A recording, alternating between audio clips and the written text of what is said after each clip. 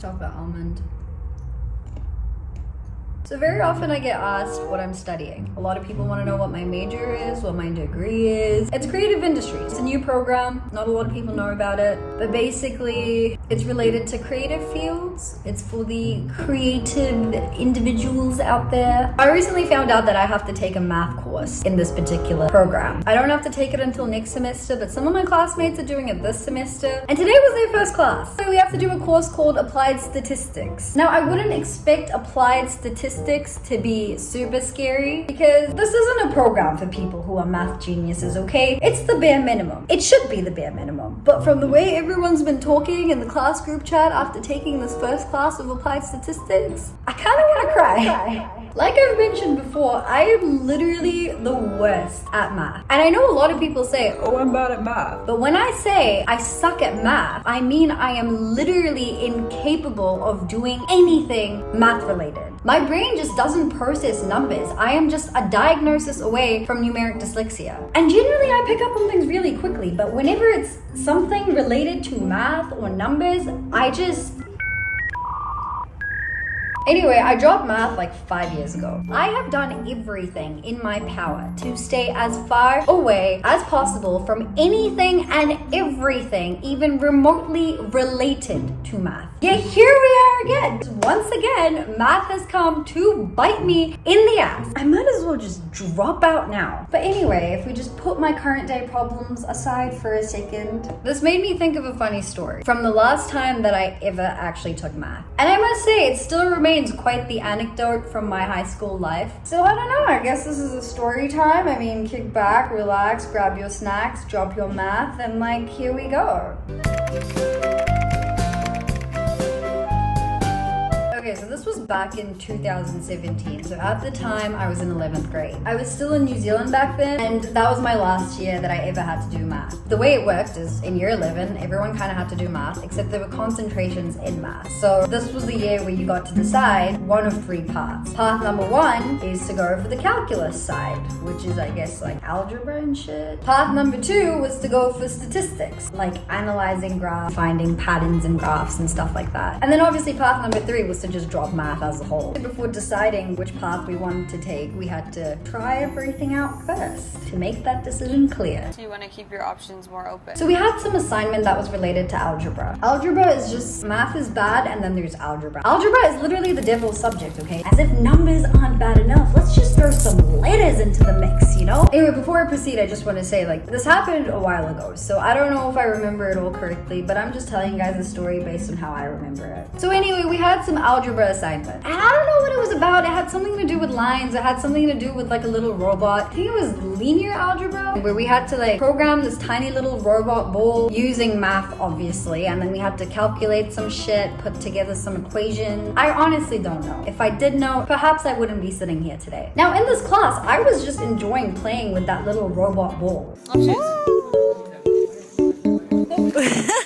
I didn't know the first thing about the actual math part of the assignment, but it turns out that this assignment in particular was actually an assessment, so it kind of counted towards our final grade. Now, obviously, I knew that I wouldn't pass. So there was this guy in my class, let's just call him, for the sake of the story, Henry. Henry was sort of a friend of mine. We were in the same classes for a few years, and Henry was actually good at math. I keep talking about the things that I'm bad at, so at this point, I realized that I probably sound really dumb. But that's not the case, because my expertise lie in different areas. I was good at writing and reading and Englishing. Henry, on the other hand, was not as good in English. So the two of us, we'd come to an agreement. Henry would do my math assignment for me, and in exchange, I would do his English assignment for him. Just by the way, I did an excellent job for his English assignment, and he did my entire math thing for me. So I went to like a really modern school, so everything we did was online. And I think we were given a document on which we had to do our working out and then eventually send it to the teachers. But anyway, that particular document, I never even opened it. I just handed it straight to Henry, and I'm like, you do what you gotta do. I don't know, man. And then similarly, I did his English assignment in the same way. I just did the whole thing, sent it to him, and I'm like, there you go. So chapter closed, the transaction had been made, all the assignments were submitted, until the math teachers had started noticing that there were patterns in different student submissions. That's weird. So almost the entire batch batch, regardless of which class they were actually in, submitted very similar documents for this linear algebra assignment. And in some cases, they submitted the exact same document. Now, what you need to understand is what happened between Henry and I, that stayed between Henry and I. I never shared it around or anything. That was my own personal dealing. I didn't know what was going on outside of our personal dealing. So the math teachers got suspicious. That's suspicious. And an investigation began. Teachers started calling in a few people for questioning. I think the first person they called in was Henry, because Henry's work was like the start of it all, I guess. Now, at the beginning, none of us really know what's going on. There are math teachers that are just coming in and out of classes and pulling students in and out of classes to have a little chat.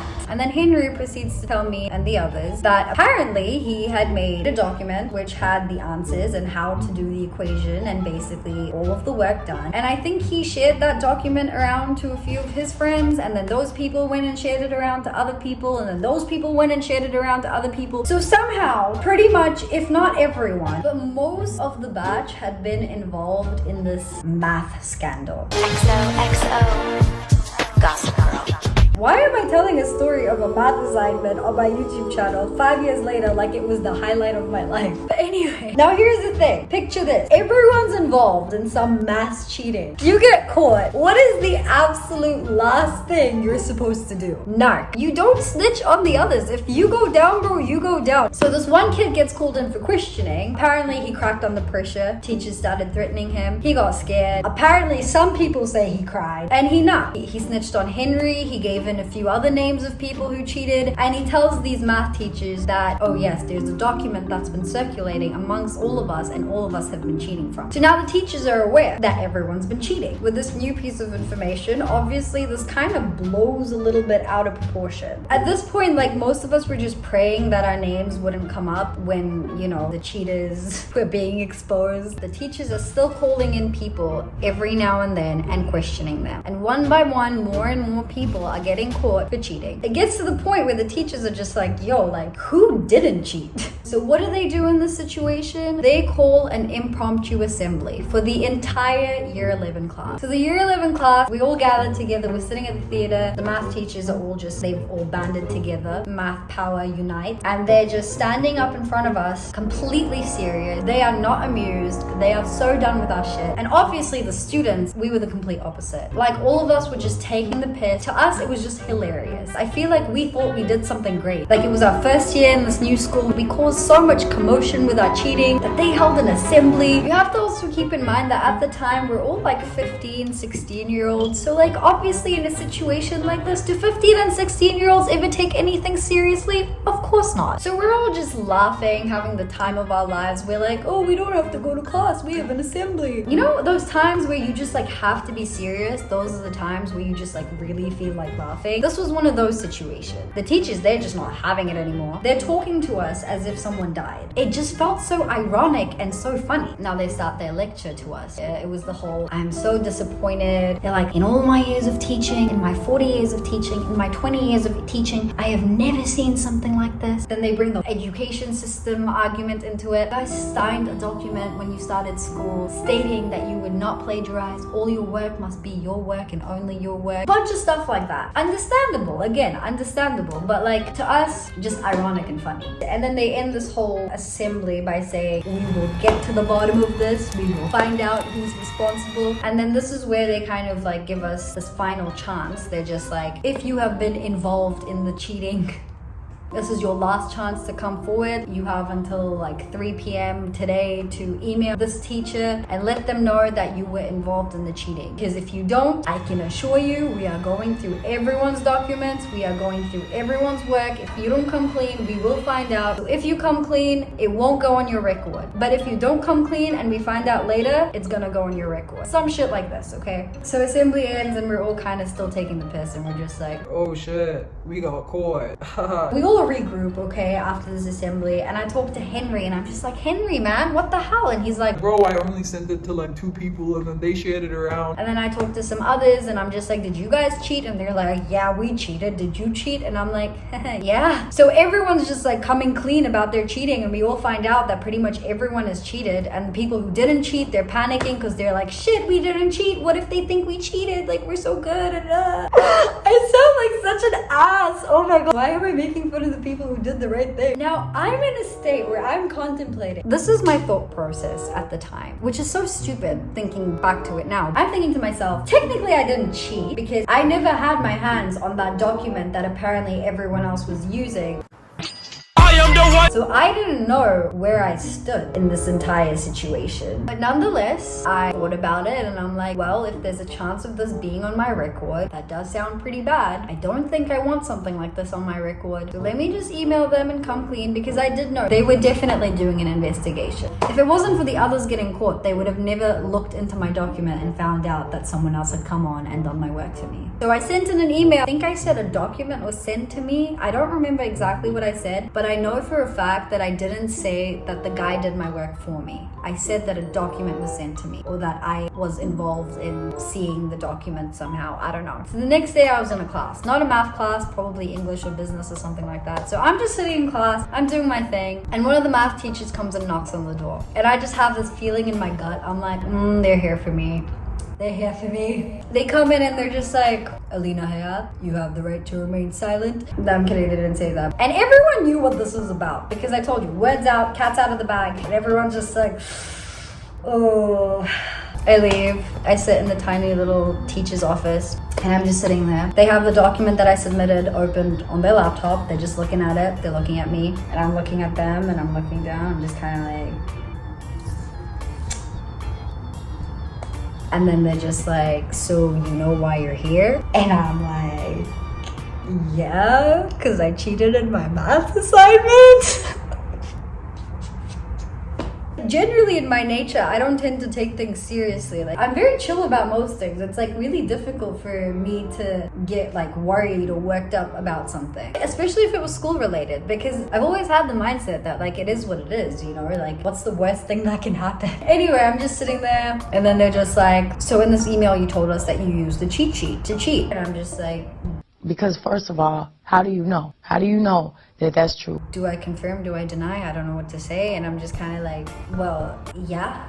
They open up my document and they look at the history of how many edits I've made on the document. And then they're just like, why does it show me that you've made no edits on this document? And I'm just kind of like,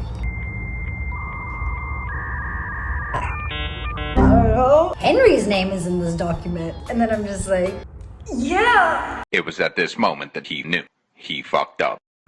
Oh, shit, Henry, how'd you get a hold of my document? And then they're just like, no one shared a cheat sheet with you. And I'm like, yeah, no. And they're just like, why did you tell us someone sent you a cheat sheet? And I'm just like, well, you guys asked us to confess if we cheated with the cheat sheet. So I did, because I did. And then they're just like, Alina, you didn't cheat. And I'm like, yeah, I didn't cheat. Is this a good thing? Is this a bad thing? I'm trying to understand what's going on right now. They're like, Alina, you didn't cheat. You had a guy do your work for you. This is a different case. And I'm like, you guys know me with my originality, my uniqueness. I never do what the crowd does. I always do something different. And then she's just like, look, we're calling in people for questioning because these people have cheated. Now, the consequences of cheating and using a cheat sheet or another document to do your work is getting an F. It means you just failed this particular assignment. However, in your case, you didn't cheat. You had a guy do your work for you and you submitted it as your own work. This is it. It all came crashing down in front of me and I'm just like, shit. Again, this is where my mindset comes in. I'm like, okay, cool. Like, now what's the worst that's gonna happen? I'm probably gonna fail too. And then she says this, I don't know what to do about your case because the others are just gonna fail. I'm so sorry to say this, but you are looking at possibly getting stood down for a few days. And I'm just like, correct me if I'm wrong, but are you telling me that I might get suspended because I had a guy do my work for me? And she's like, yeah, you're looking at a 2 to 3 day suspension. I don't know, but the whole time I'm sitting there, I'm just laughing internally and thinking, wow, that is hilarious. This is the stupidest thing I have done. Not the fact that I cheated. The fact that I cheated, got caught, and now I might be getting suspended for it. That to me was just like, wow, I am an idiot. I have been a good student. I'm like, please, out of all the things that I have done in my school life, this cannot be the thing that I get suspended for. I mean, come on. Anyway, the conversation ends by her saying, right, we're gonna look into this. We're probably gonna take this to the principals and then we'll figure out what to do with you. So what was the overall outcome of everything? Did I eventually get suspended? No, I actually did not. And that's because I'm a good student, so I didn't get suspended. I think they just realized that it wasn't that big of a deal and moved on. Or maybe they just thought, you know, she's not actually a bad kid. Like, this is the one subject that she doesn't do well in. But in the end, nothing really ended up happening. We just got bad grades for that particular assignment, and that was pretty much it. The moral of the story is, I should be telling you guys to never cheat. It's not right. You shouldn't do it. Yes, absolutely. But if you need to cheat, you're gonna cheat. Like, let's be honest. All I have to say is, if you're gonna cheat, don't get caught. My moral compass sounds very broken, but be smart about your cheating. I should stop saying cheating because that's a very vague term. Be smart about your academic cheatings. And secondly, don't be a narc. Like that kid who snitched on all of us, I still know who he is. I don't know where he is, I don't know what he's doing with his life, but in my head, that guy, I still remember him as the guy who narked on all of us. Fun times. Good times. Anyway, that is it for this video. I hope you guys enjoyed. See you guys in the next video. Okay. Bye. What a wonderful world.